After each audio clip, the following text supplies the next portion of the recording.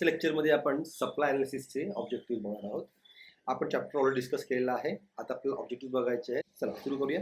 First, choose the correct options. The following statements are true with respect of stock. आता बघा, ह्या क्वेश्चनमध्ये तुम्हाला चारही ऑप्शन वाचून घ्यायचे, कारण की असं नको व्हायला की फक्त तुम्ही फर्स्ट तुम्हाला ट्रू मिळाला आणि तुम्ही ते सिलेक्ट केलं. कदाचित चारही ट्रू असू शकतात, कदाचित सगळेच फॉल्स असू शकतात. ओके, सो आपल्याला चारही ऑप्शन्स वाचणं गरजेचं आहे. वाचून घेऊया. सो स्टॉक जर ट्रू काय ते बघायचं आपल्याला. Stock can be increase by increasing production. हे ट्रू आहे का? तर हो, ट्रू आहे. जर तुम्ही प्रोडक्शन वाढवलं तर स्टॉक सुद्धा इन्क्रीज होऊ शकतो. सो फर्स्ट ट्रू आहे. Stock is potential supply. Stock is potential supply. Yes, हा पण वाक्य बरोबर आहे. कारण का जर स्टॉक असेल तर संभाव्यतः तुम्ही पुढे जाऊन त्याला सप्लाय करू शकता.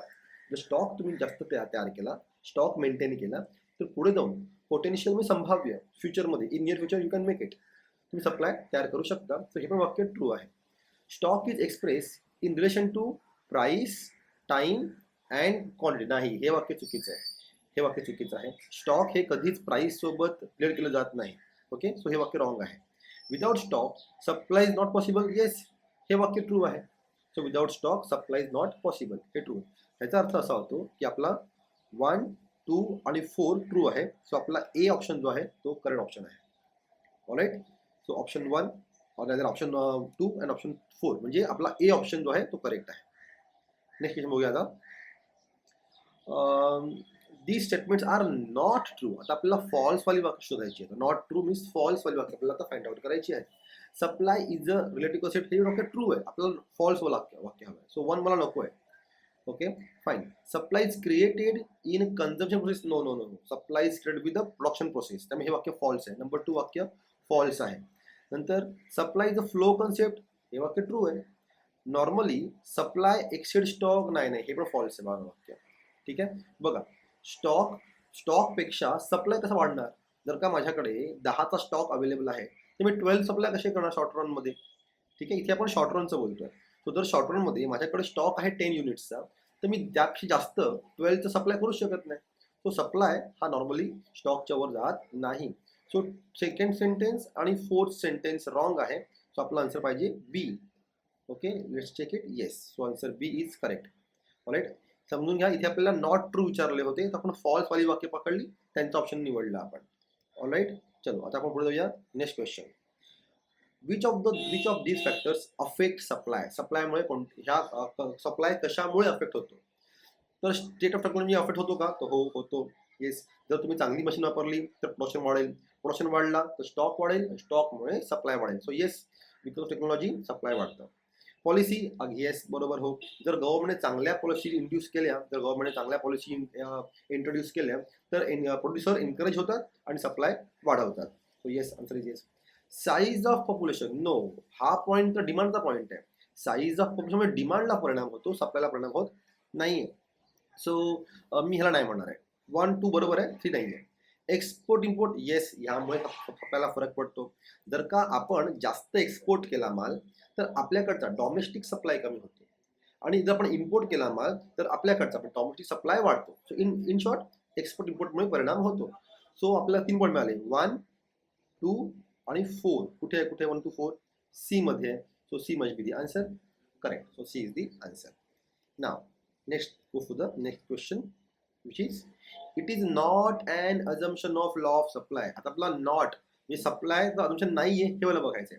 So no change in price of commodity, नाही नाही नाही, हा सप्लायचा अजम्पशन नाहीये. मुळात सप्लायचं लॉस काय म्हणतोय की प्राइस वाढल्यावर सप्लाय वाढणार आहे, प्राइस कमी झाल्यावर सप्लाय कमी होणार आहे.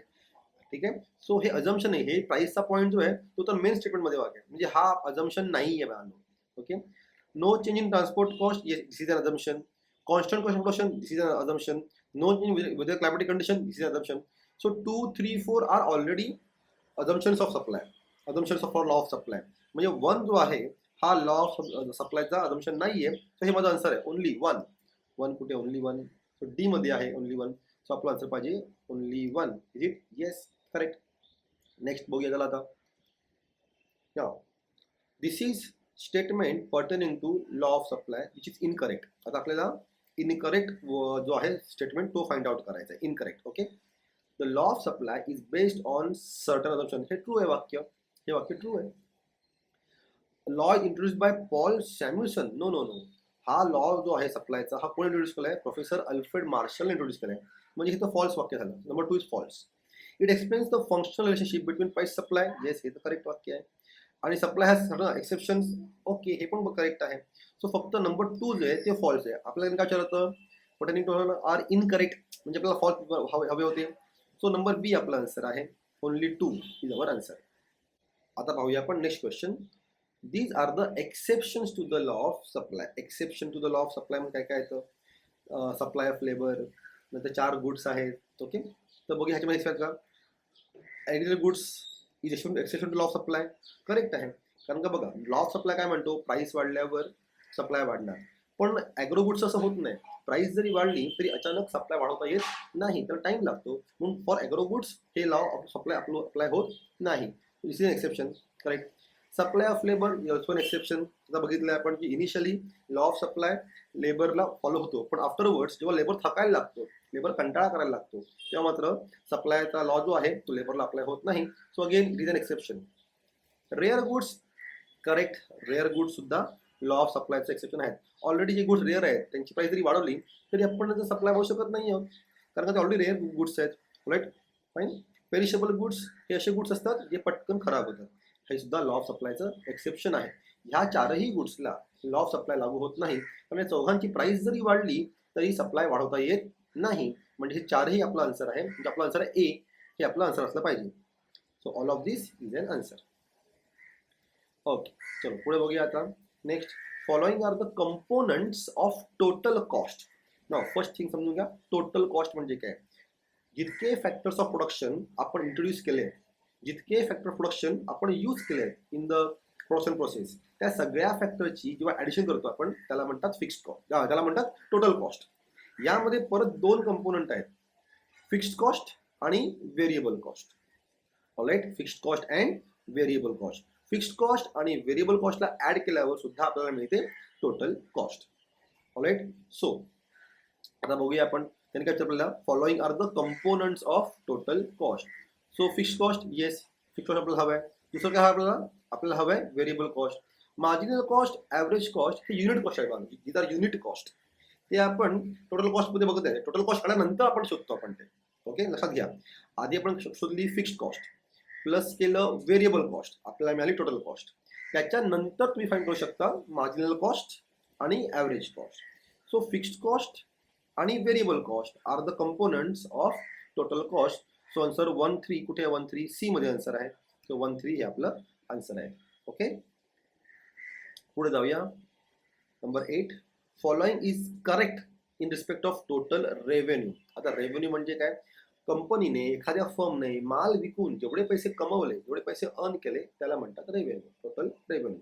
जितका माल विकला, समजा या एका वर्षामध्ये, एका इयरमध्ये, एका वीकमध्ये, एका मंथमध्ये जितका माल विकला ते सगळं विकून जेवढे पैसे कमवले त्याला म्हणतो आपण टोटल रेव्हेन्यू. मग ह्याच्याबद्दल बघा, it is the total income of the firm. बरोबर आहे, हे वाक्य बरोबर आहे. आपल्याला काय हवं? करेक्ट की रॉंग? आपल्याला करेक्ट हवं आहे, हे वाक्य बरोबर आहे. Revenue equal to price unit quantity, yes हे सुद्धा करेक्ट आहे. It is the total sales proceed of the firm by selling a commodity at given price, yes हे पण करेक्ट आहे वाक्य. की टोटल सेल्स करून जितके पैसे कमवले तो रेव्हेन्यू आहे, बरोबर वाक्य आहे.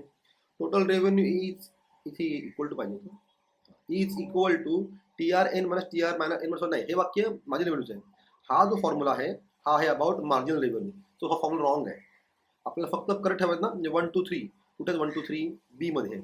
सो आपला आन्सर पाहिजे बी, करेक्ट. सो 1 2 3 आपला आन्सर आहे. ओके, नेक्स्ट पुढे बघूया आता. आता आपल्याकडे काय आहे? Match the pairs. आणि मॅच द पेअर आपल्याला दिले जाऊ वरती, त्यातली कोणती पेअर करेक्ट आहे हे आपल्याला फाइंड आउट करायचं आहे. ओके, नाव सी, ॲव्हरेज रेव्हेन्यू म्हणजे काय? सो ॲव्हरेज रेव्हेन्यू म्हणजे total revenue divide by quantity. Okay, एक वस्तू विकून किती पैसे मिळाले, ठीक आहे, त्याला म्हणतात average revenue. So average formula आहे TR/TQ. मग 1C मला कुठे मिळते बघा, 1C इथे मिळते 1C. अच्छा, इथे पण आहे आणि इथे पण आहे. ऑलराईट. सो ऑप्शन ए पण अवेलेबल आहे, ऑप्शन डी पण अवेलेबल आहे. So let's try. पुढे बघूया. 1C म्हणजे बघा लक्षात घे बानो, मला हे कन्फर्म झालं ॲव्हरेज रेव्हेन्यू 1C आहे. मग माझा हा 1D वाला प्रकार बघायची गरज नाही. हा जो 1D वाला प्रकार आहे ऑप्शन तो बघायची गरज नाही, तो ऑफकोर्स रॉंग झाला. इथे मला 1C मिळालंय, 1C पण करेक्ट आहे. म्हणजे आता एक तर हे आन्सर असेल किंवा हे आन्सर असणार आहे, काहीतरी एक पुढचं. टूचं काय बघा, upward movement on same supply curve. Upward movement on same supply curve, that is called expansion of supply. Expansion of supply म्हणजे आपल्याला 2A मिळाला.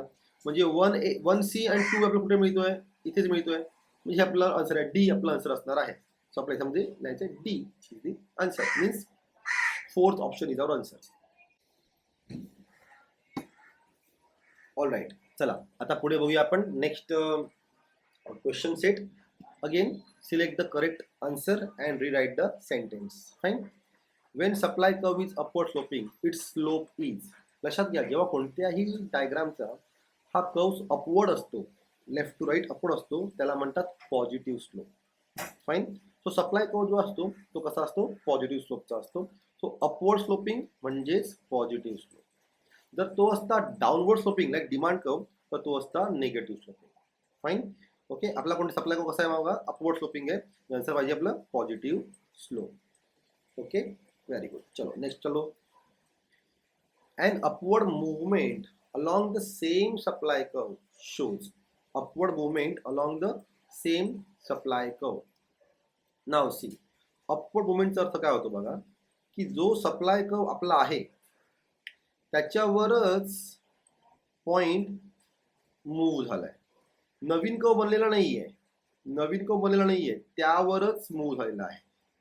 ऑलराईट. म्हणजे काय झालं बघा, प्राइस एवढी होती, सप्लाय एवढा होता. आता प्राइस वाढली, त्यामुळे प्राइस वाढल्यामुळे सप्लाय वाढला. सो ज्या वेळेला प्राइस वाढल्यामुळे सप्लाय वाढतो त्याला म्हणतात एक्सपान्शन ऑफ सप्लाय. सो आपला आन्सर पाहिजे expansion of supply. So answer is expansion of supply. Next बघूया. हा आता बघा, rightward shift to supply curve. Now C, rightward शिफ्टचा अर्थ काय बघा. हा बघा, हा आपला वाय ॲक्सिस, हा आपला एक्स ॲक्सिस, हा होता आपला सप्लाय कर्व. तर सप्लाय कर्व राईटला शिफ्ट का बरं झाला असेल, सप्लाय कर्व राईटला शिफ्ट का बरं झाला असेल. जरी प्राइस सेम होती तरी पण because of favourable changes in other factors supply वाढलेला आहे. प्राइस तीच आहे, प्राइस वाढलेली नाहीये, प्राइस कमी झालेली नाहीये, तरी पण फेवरेबल फॅक्टर्समुळे सप्लाय वाढलेला आहे. याला म्हणतो आपण increase in supply.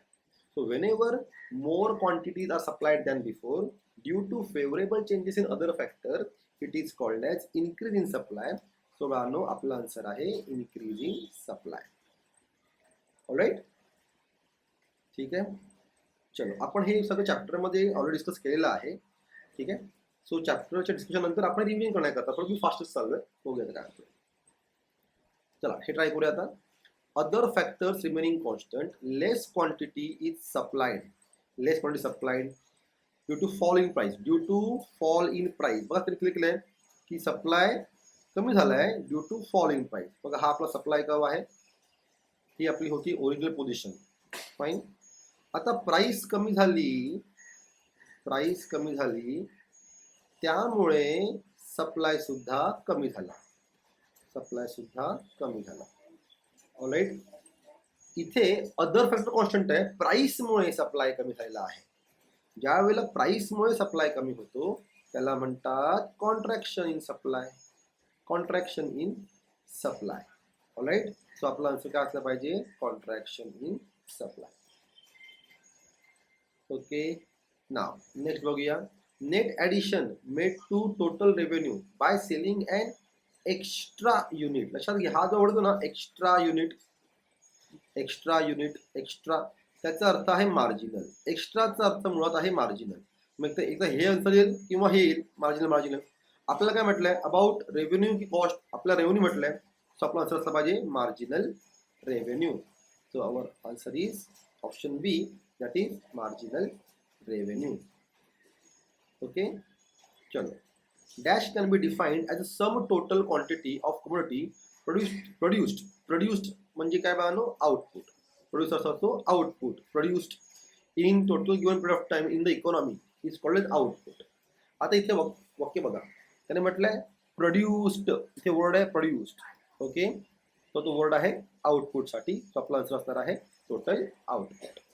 Okay, so बघा पुढे बघा आता, dash is the total quantity available for sale. Available म्हणजे स्टॉक मध्ये अवेलेबल. प्रोड्युस्ड म्हणजे आउटपुट. ठीक आहे, आउटपुट केला त्यामधला इतका माल अवेलेबल आहे म्हणजे स्टॉक मध्ये अवेलेबल आहे. जेव्हा वर्ड येईल ना पाहतो अवेलेबल, त्याचा अर्थ आहे स्टॉक. जेव्हा वर्ड येईल ऑफर्ड, त्याचा अर्थ आहे सप्लाय. राईट, इथे काय आलं बघा, अवेलेबल म्हणजे आपल्याला स्टॉक हे आपला आन्सर आहे. ओके, नेक्स्ट पुढे जाऊया. Dash is always express in relation to price, time and quantity. So ह्यांच्यापैकी कोणती अशी कन्सेप्ट आहे जी रिलेटिव्ह आहे, जी प्राइस, टाइम आणि क्वांटिटी देतात, त्याचा अर्थ आहे सप्लाय. की supply is always related with price, with time and with quantity. Right, आपल्या तिन्ही गोष्टी एक्सप्लेन करायला लागतात तेव्हा जाऊन सप्लाय आपल्याला एक्सप्रेस करता येतं. ठीक आहे, so supply is a relative concept. Supply is a relative concept is always expressed in price, time and quantity. So answer is supply. Supply curve of dash has backward bending curve. आता ह्याचा अर्थ आहे, ह्याचा answer आहे बाळांनो labour. लेबरला काय होतं बघा, लेबरच्या केसमध्ये ज्या वेळेला प्राइस वाढते लेबर काम जास्त करत होतो. म्हणजे प्राइस वाढते सप्लाय वाढतोय, प्राइस वाढते सप्लाय वाढतोय. पण एका वेळेला काय होतं, लेबर थकतो, कंटाळतो आणि प्राइस वाढली का तो काम कमी करायला सुरुवात करतो. सो हा बघा, हा सप्लाय कर्व वाढता वाढता वाढता पाठी बॅकवर्ड मूव्ह किंवा बेंड झालेला आहे. सो हा जो कर्व आहे हा स्पेशली लेबरचा सप्लाय कर्व आहे. So answer is labour.